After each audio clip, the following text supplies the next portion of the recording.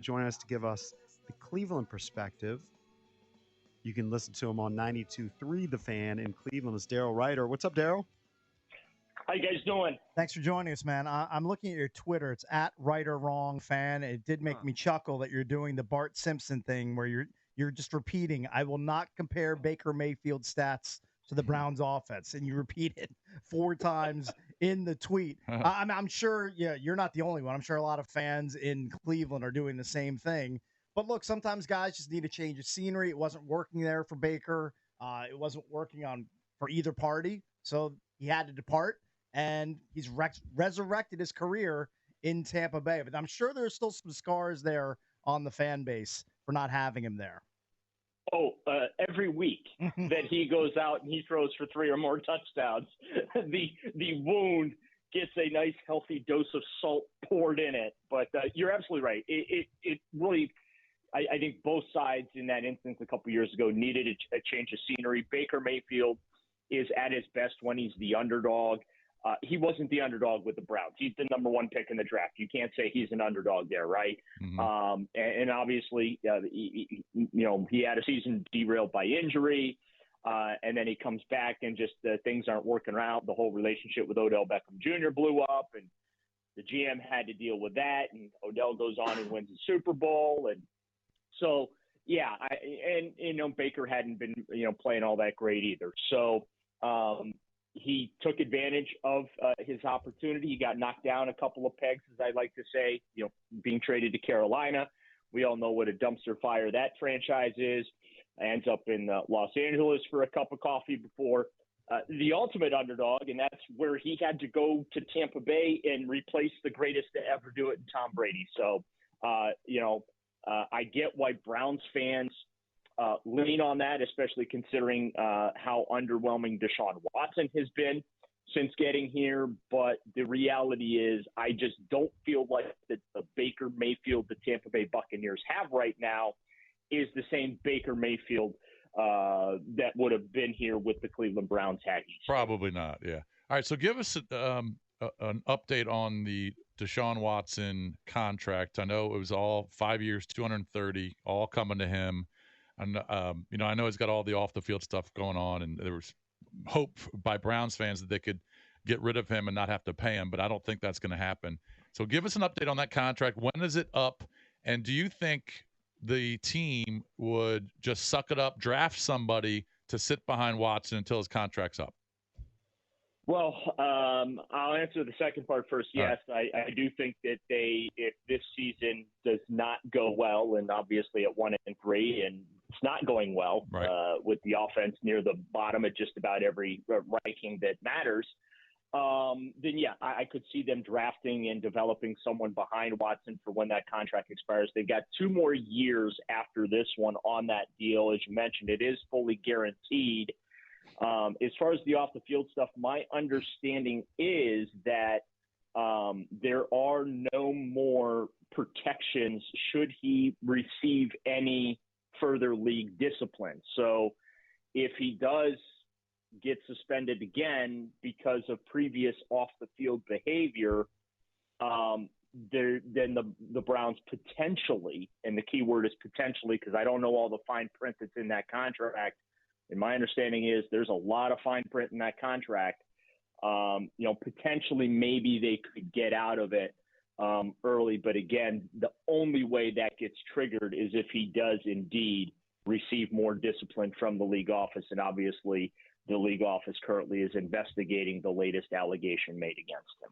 So, Daryl, I know a lot of things have happened and it's been 4 years. But if you look at his last season with the Houston Texans, he was easily a top 5 quarterback in the league. When you watch him now, because we don't get to see him but highlights, when you watch him now, what's gone on? Is he lost athleticism? Is he inaccurate? Does he not read defenses well anymore? What's gone on with his game? I think the internal clock between his years is still playing catch up because we're seeing glimpses of that athleticism. And frankly, we have to because the offensive line for the Browns right now is in shambles. But we're seeing that escapability that he had in Houston. Now, it was a big talking point a couple of weeks ago he was asked about that, scrambling and running, and could he be the spark in the running game? And that's when he had that quote about, I'm not a running back. They paid me to come here and throw the football and be a quarterback and things like that. But, you guys see it down there with the youngster you have, Jaden Daniels, who's doing it with his feet. He's got over 200 yards rushing, but, 4 rushing touchdowns. He's thrown for 3.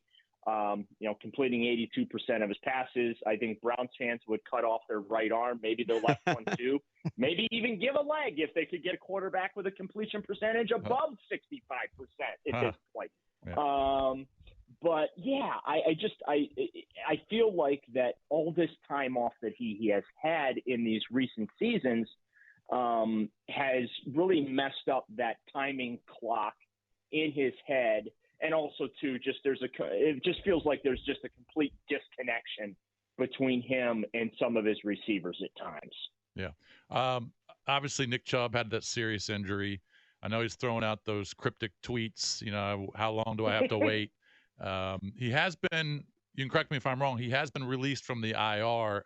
You could update us. Practice. You can update us on how much he's practicing. I would put money on it that he's not going to play here in Washington on Sunday, but eventually he's going to come back and make your team better, but give us an update on him.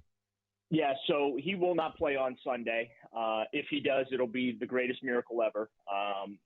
But he wasn't on IR. They put him on PUP. PUP, I'm sorry.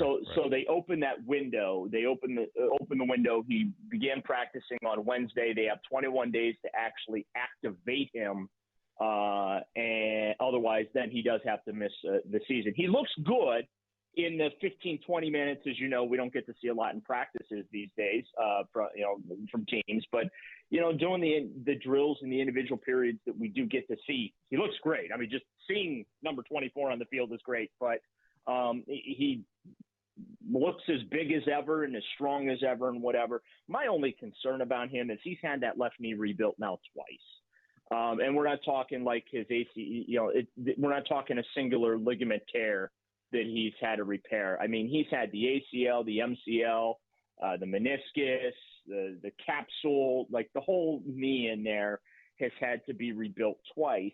But I'll say this, if there's anybody that can come back from this thing and be the player that he was before, it's Nick Chubb. Nick Chubb, from my standpoint, he's the greatest running back the Browns have had since Jim Brown. He really is. He's just that good.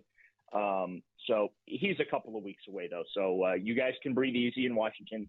You don't have to deal with him on Sunday. Nice. It'll be just Jerome Ford. We're joined by Daryl Ruiter, covers the Browns for 92.3 The Fan in Cleveland. So how much of the offensive woes can be tied back to that offensive line for the Cleveland Browns? We know that Wills and Conklin, they've missed time at tackles. Conklin trying to come back from a major injury. And now the interior of your line is banged up too with Wyatt Teller. Give us the skinny on that offensive line heading into Sunday.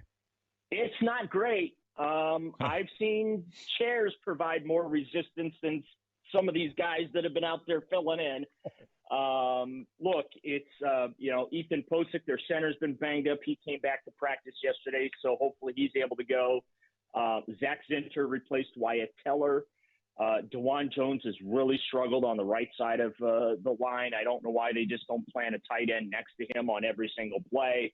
And then on the left side, it's been James Hudson filling in for Jed Wills. We've been on, I call it the Jack and Jed watch. We're in week 5 of the Jack and Jed watch. Jed came back for about a half of football and he got hurt again. So, they had a rash of injuries last year that required these guys to get surgery. That's Jack, Jed, and DeJuan Jones. They all had to have surgeries. Hopefully they got a group discount, but those injuries are still problematic for this team early in the season right now. And so it's been a bit of a makeshift offensive line. They got the rookie Zach Zinter. As I mentioned, he's in for Teller. If Posick can't go, then Nick Harris steps in. But yeah, I mean, really the only stable guy in that front 5 is who I believe to be a future Hall of Famer, Joel Bitonio at left guard. And they even had a game a couple weeks ago where it got so bad they ran out of bodies. They had to kick him out to left tackle.